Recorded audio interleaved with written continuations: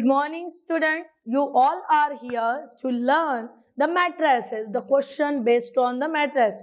जैसे कि हमें पता ही है कि matrices के बहुत सारे क्वेश्चंस ऐसे होते हैं, those are based on the theory. और डिटर्मिनेंट कब, मैट्रिक्स कब, सिंगुलर कब, नॉन सिंगुलर कब, ये सभी चीजें हम लोगों ने लास्ट वीडियो में बड़े डिटेल में देखे. Today we are going to discuss some question, some previous year question, some standard question. Those are mostly asked in NDA examination. So चलते हैं, अपना रुख मुड़ाते हैं पहले क्वेश्चन के तरफ.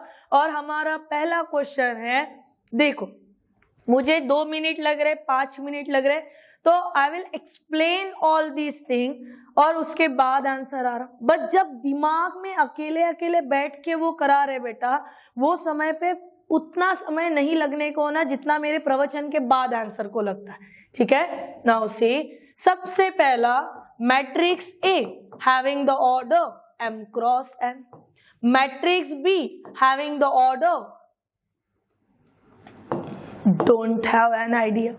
पर ये बोल रहा कि matrix A has the order m cross n और ए बी भी एग्जिस्ट हो रहा, बी ए भी एग्जिस्ट हो रहा. हालांकि हमारे पास रूल कुछ ऐसा है, when the multiplication of matrices exists, it means number of column is equal to number of row. ऐसे होने को होना, पहली चीज. दूसरा, अगर मैं B क्रॉस A करूं तो यहाँ पे भी same logic, number of row sorry column is equal to number of row. अभी A के लिए आपके पास ऑर्डर क्या चल रही, तो M क्रॉस N. ठीक है, B क्रॉस A में फिर से A के लिए ऑर्डर क्या चल रही, तो M क्रॉस N. इसका मतलब मल्टीप्लीकेशन अगर हो रहा तो यहाँ पे नंबर ऑफ रो कितने होंगे, तो n होंगे.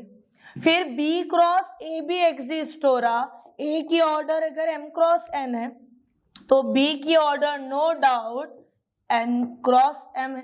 तभी तो ये mm मैच हुए, यहाँ पे nn मैच हुए. It means matrix B has a order कितनी, तो n cross m. Move to the next question. देखिए बेटा, बोला गया है E theta has a value cos theta sine theta minus sine theta cos theta. हमें तो निकालने के लिए बोल रहा ई अल्फा और ई बीटा. अभी सवाल ये है, मैडम हमारे पास तो ई अल्फा ई बीटा दिया ही नहीं है. पर बेटा हम लोग फंक्शन में पढ़े ना कि अगर कोई टर्म दी हुई है, वेरिएबल बदलाने के लिए बोला जाता है, तो सिर्फ वेरिएबल ही चेंज कर.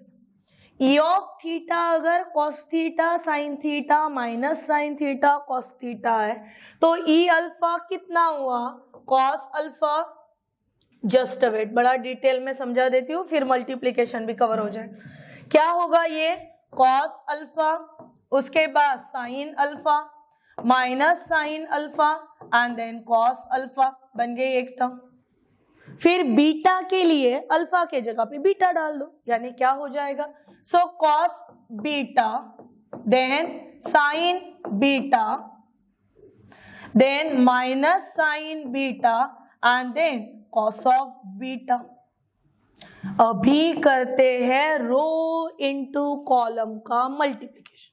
कुछ भी डिफिकल्ट नहीं. देखो, first row first column, cos alpha cos beta, plus करने को होना मल्टीप्लिकेशन में, ठीक है ना. पर यहाँ पे इसको कौन सा साइन है, माइनस, इसीलिए ये हो जाएगा minus sine alpha sign beta. ये एक टर्म हुई बेटा. उसके बाद सेकंड टर्म के लिए फर्स्ट रो सेकंड कॉलम. क्या है फर्स्ट रो सेकंड कॉलम, तो cos alpha into sine beta plus sign alpha into cos beta.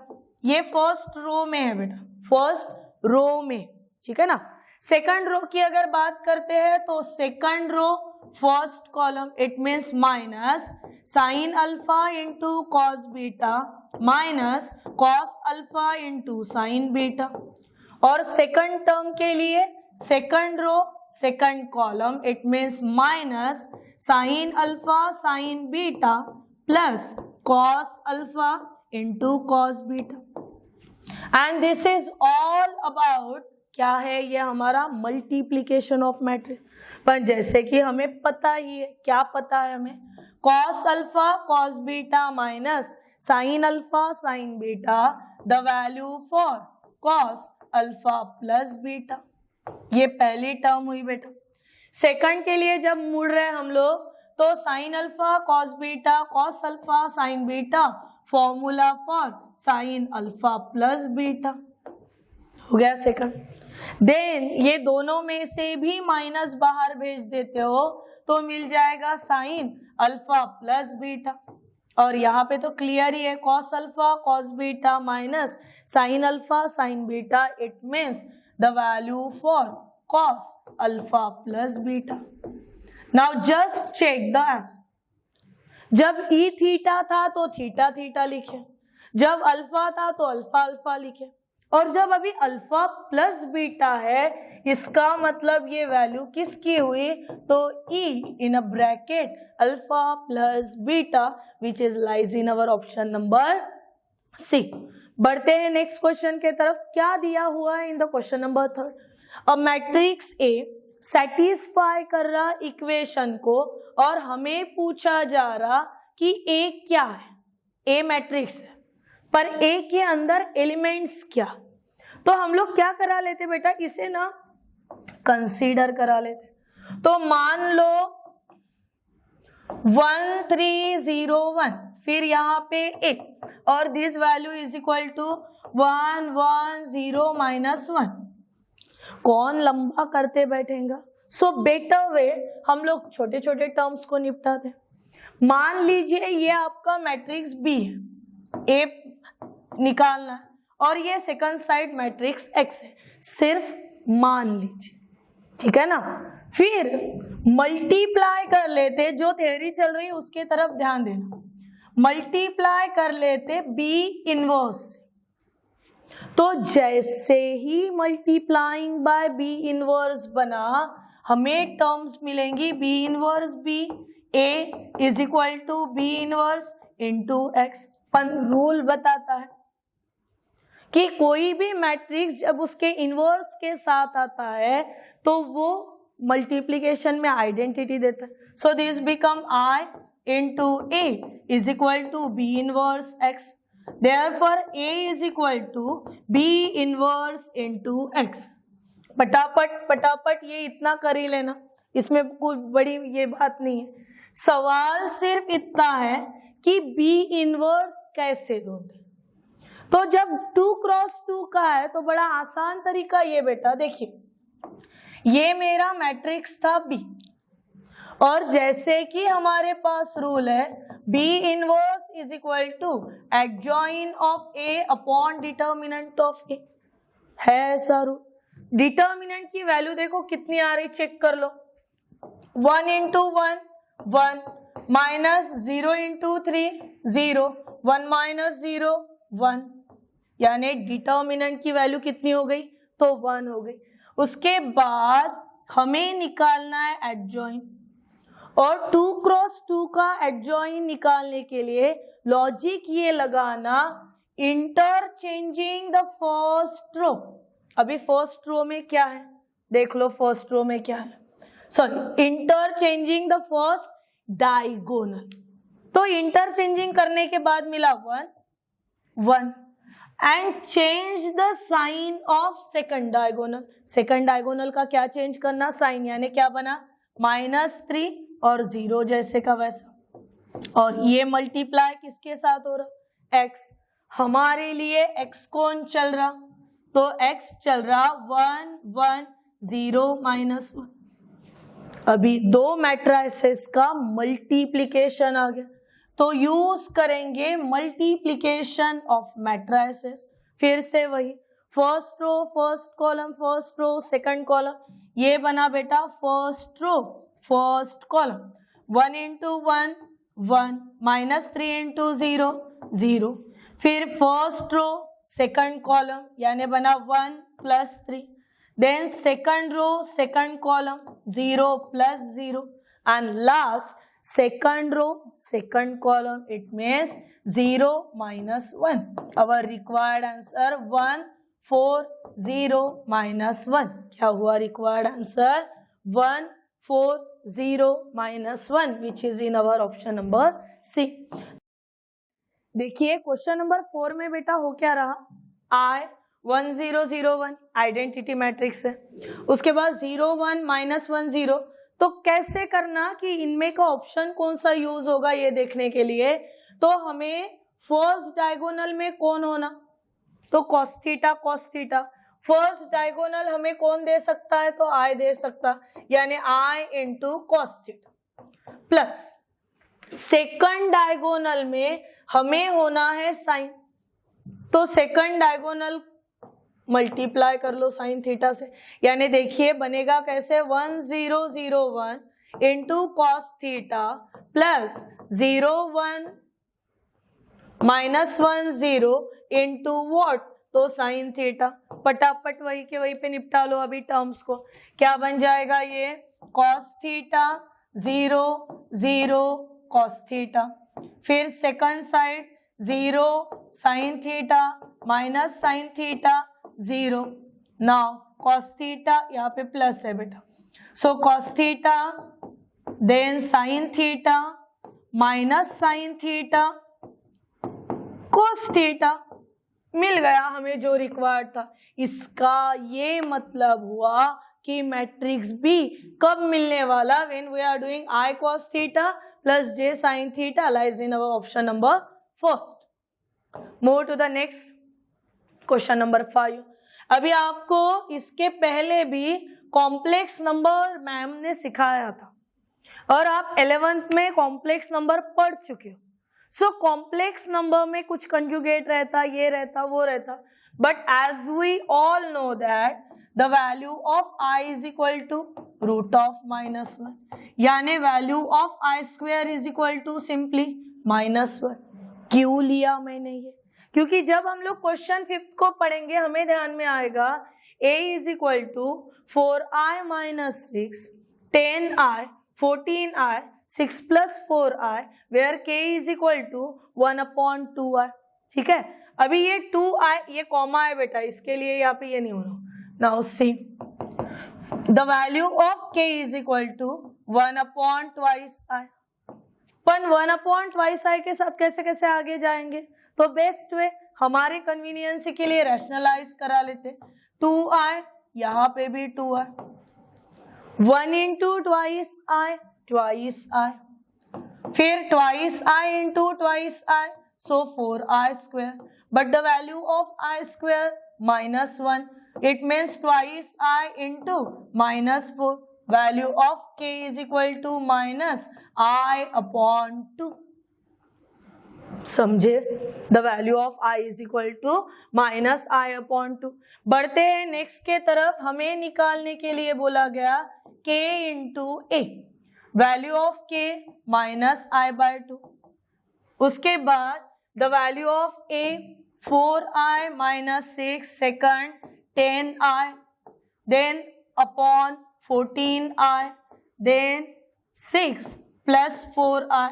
जिन लोगों का कॉम्प्लेक्स नंबर थोड़ा सा हिला डुला होगा उनके लिए डिटेल में I इंटू I कितना हुआ, I स्क्वेयर हुआ, और ये माइनस के साथ हुआ यानी -2 अपॉन है, सो -2I square minus minus plus 6/2, how much, तो 3, 6/2 कितना हो गया 3।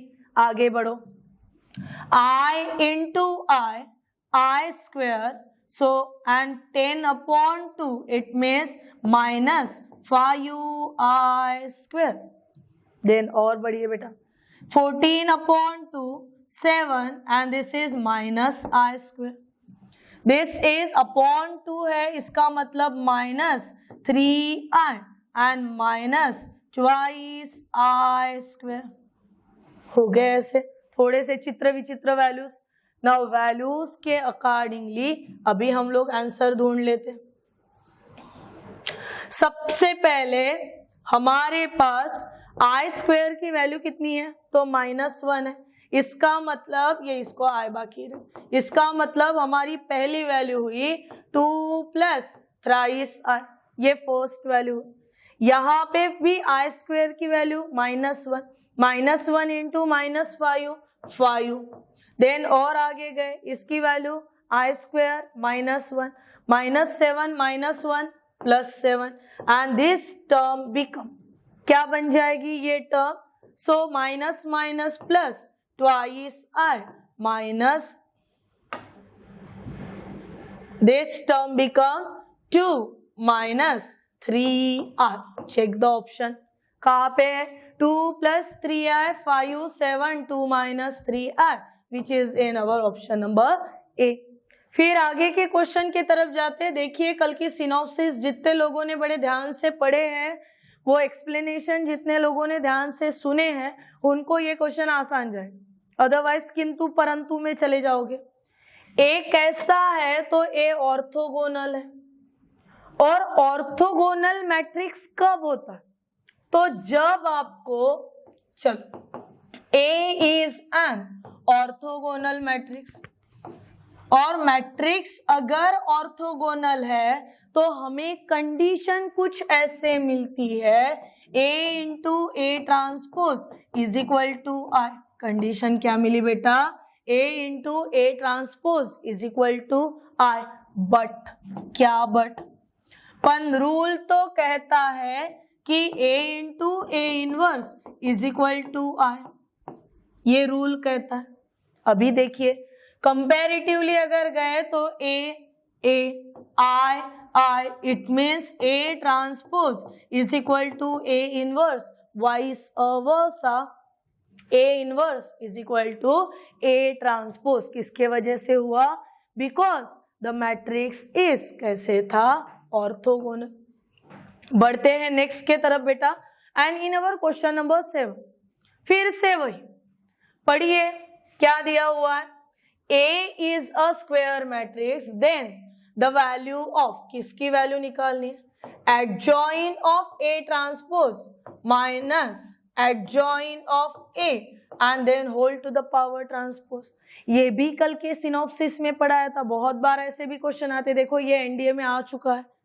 अभी ये क्वेश्चन में कुछ भी लॉजिक नहीं था, सिर्फ फॉर्मूला था कि adjoint of A transpose लो, या फिर पूरा का पूरा एडजॉइन निकाल के उसका ट्रांसपोज लो। In both the cases we are getting the same answer, यानी मैंने इसे ये लिखा, जो जैसा है उसे वैसे ही रहने दिया। So adjoint of A transpose same हो गया, यानी 0। 0 का मतलब ही हुआ मिलने वाला मैट्रिक्स कैसा है, तो नल मैट्रिक्स है। It means most appropriate answer हो गया हमारा। बढ़ते हैं क्वेश्चन नंबर 8 के तरह। बिना किसी एक्सप्लेनेशन के हमें इतना पता है कि ए बी सी कैसे मैट्रिक्स है, तो इन्वर्टिबल मैट्रिक्स है। इन्वर्टिबल कब होते हैं बेटा मैट्रिक्स, तो इन्वर्टिबल यानी जहां पे ए इनवर्स बी इनवर्स जो भी है वो एग्जिस्ट हो। मैट्रिक्स कैसा हो, तो नॉन सिंगुलर हो, और जब ये सबके टर्म्स लेके मैट्रिक्स जाता है वो समय पे by using the standard A into B into C inverse लिखा जाता है। कल ही बोला था उल्टी गाड़ी चलो। So C inverse, B inverse and then A inverse which is belongs to our formula D. Now similarly move to the in question number 9। क्या बोला है बेटा कि ए और बी दोनों के दोनों कौन से मैट्रिक्स है, तो स्क्वायर मैट्रिक्स। और बोल रहा स्क्वायर मैट्रिक्स के साथ साथ दो कंडीशंस देखे हैं। क्या है दो condition, A into B is equal to A, और दूसरा B into A is equal to B. पूछ रहा कि यहां से कौन सा करेक्ट है, क्या आइडेम्पोटेंट है, क्या उसके बाद आइडेम्पोटेंट बोल रहा है, ए आइडेम्पोटेंट है, बी आइडेम्पोटेंट है, दोनों है, या फिर कुछ भी नहीं। तो सबसे पहले ये क्लैरिटी होना जरूरी है कि आइडम्पोटेंट यानी क्या, ये क्या नाटक। तो idempotent means if any matrix square gives you the value same as a matrix then it is called as a idempotent matrix। पहली कंडीशन ले रही बेटा a into b is equal to a throughout multiplying by a और b, दो में से किसी को भी ले लो। सो मैंने अगर ले लिया a b so it becomes a into b, हो गया ऐसे। या फिर दूसरी पॉसिबिलिटी मेरे पास कुछ ऐसे कि मैं थ्रू आउट मल्टीप्लाइंग अगर करा लो b से तो ये कैसे हो जाएगा b a b that is equal to b a।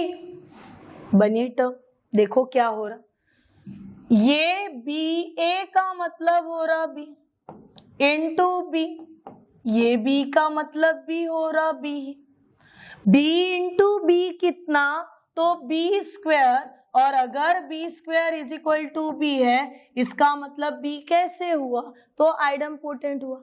Similarly इससे अगर मैं a से करा लूं तो a b a that is equal to a b। फर्क पड़ता है बेटा प्री मल्टीप्लाइंग और पोस्ट मल्टीप्लाई। फिर से वैल्यूज डालो, a इंटू b का मतलब कितना है a into a, this is a, so a square is equal to a, दोनों के दोनों सेटिस्फाई कर रहे कंडीशन को।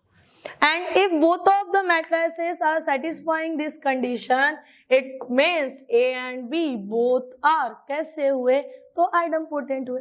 बढ़ते हैं नेक्स्ट क्वेश्चन के तरफ। The inverse of symmetric matrix is, किसका इनवर्स ढूंढना है वो देखिए। तो इनवर्स ढूंढना है हमें सिमेट्रिक मैट्रिक्स का, और ये तो हमें पहले से ही पता है कि inverse of symmetric matrix is always, ये हमेशा कैसे रहता है, तो is always symmetric. A is a symmetric matrix n belongs to n, तो a to the power n कैसा, तो a to the power n भी कैसे रहेगा, ये भी सिमेट्रिक रहेगा। ये थ्योरी रिगार्डिंग, ठीक है ना, दिस आर द थ्योरीज कि इनवर्स सिमेट्रिक कब होता है, जब मैट्रिक्स सिमेट्रिक होता है। अगर मैट्रिक्स सिमेट्रिक है तो a to the power n कितना, तो a to the power n भी symmetric, and this are from our basic theory knowledge. Now move to the next question. बेटा क्वेश्चन नंबर 12 को देखते हैं। अभी देखो एक छोटा सा ये कि जब हम लोगों ने क्वेश्चन नंबर 11 को देखे जहां पे मैट्रिक्स कैसा था, तो मैट्रिक्स सिमेट्रिक था, और जब मैट्रिक्स सिमेट्रिक है इसी का मतलब A transpose is equal to A होता है। ध्यान रखो, क्योंकि above the diagonal below the diagonal elements are same is called the symmetric matrix. अभी पावर कितना होना है, A होना, तो A to the power T to the power n that is equal to A to the power n। बना लिया ऐसे। Indices के रूल के हिसाब से इन्हें इंटरचेंजिंग करा सकते हैं, और अगर ये रहा तो सिमेट्रिक, इसका मतलब ये भी क्या बन गया, सिमेट्रिक। इसीलिए हम लोगों ने 11 का आंसर क्या दिए थे, तो सिमेट्रिक। बढ़ते हैं 12 के तरफ। And the given matrix is, कैसा है given matrix is, skew symmetric matrix, and when the matrix is skew symmetric A transpose is equal to minus A, इस पॉसिबिलिटी को आगे लेके चलता है, और A transpose is equal to minus A के साथ हमें क्या होना है, A to the power n होना, ले लेते। It means A to the power T to the power n is equal to minus A to the power n। अभी minus A to the power n को ही इसे क्या लिखेंगे, A to the power n and it's transpose. इसे लिख सकते हैं minus 1 to the power n और A to the power n। पर जैसे कि हमें सबको पता minus 1 to the power n दो पॉसिबिलिटीज देता है। n अगर ऑड रहा तो माइनस ही रहेगा, और n अगर इवन रहा तो ये A to the power n, odd अगर रहा तो minus A to the power n। इसका मतलब क्या हो रहा बेटा कि n ऑड पावर के साथ जब चलेगा तो ये स्क्यू सिमेट्रिक रहेगा, और जब ये इवन पावर के साथ चलेगा तो ये सिमेट्रिक रहेगा। इट मीन्स हमें स्क्यू सिमेट्रिक के साथ वाला यहाँ पे ऑप्शन नहीं मिल रहा, so our option is none of this. What is the reason? कि जब n ऑड है तो बनने वाला मैट्रिक्स कैसे होगा? स्क्यू, और जब n इवन है तो बनने वाला मैट्रिक्स कैसे होगा? Only symmetric. इन्हीं टर्म्स के साथ आगे बढ़ते। देखो वही सवाल, वही सब कुछ जो हम लोगों ने अभी किया कि a स्क्यू सिमेट्रिक है और n की पावर कैसे है? ऑड है। और अब भी क्या देखें कि पावर अगर ऑड है तो स्क्यू सिमेट्रिक मैट्रिक्स कैसे मिल जाता है? तो स्क्यू सिमेट्रिक मिलता है। अभी A और B सिमेट्रिक मैट्रिसेस, कैसे मैट्रिक्स है? ये सिमेट्रिक मैट्रिक्स है। A अगर सिमेट्रिक है तो इसका मतलब A is equal to A to the power T। B अगर सिमेट्रिक है इसका मतलब B is equal to B to the power T। ये टर्म्स होने को ना, और जब ऐसे सिमेट्रिक टर्म के साथ वैल्यूज चलती और हमें बोला गया A minus A B minus B A कैसा? सिमेट्रिक है, स्क्यू सिमेट्रिक है, उससे ढूंढो। चलो A B minus B A to the power क्या? तो T। ये लिखा कैसा जाएगा? A B transpose minus B A transpose लिखा गया ऐसा। पर जब ट्रांसपोज सिंबॉलिक के साथ आता है तो B transpose A transpose minus A transpose B transpose. Transpose में ऐसा ही होता है सेपरेशन। पर ए बी कैसे थे? तो ए और बी ट्रांसपोज थे, इसीलिए बी ट्रांसपोज की वैल्यू बी, ए ट्रांसपोज की वैल्यू ए, फिर से ये ए, ये बी। पर हमें बी ए माइनस नहीं होना, यहाँ से माइनस ले लो। ये बना A B minus B A. Minus के साथ ट्रांसपोज और मैट्रिसेस मिल रहे, इसका मतलब ये क्या हुआ? तो ये स्क्यू सिमेट्रिक मैट्रिक्स हुए। बढ़ते हैं हमारे नेक्स्ट क्वेश्चन के तरफ। A and B are the matrices of same order। कैसे मैट्रिक्स है? Of the same order. और बोल रहा कि नीचे दिए गए कौन से ऑप्शन हो सकते हैं अगर, क्या अगर मगर, A plus B whole square is equal to A square plus twice A B plus B square.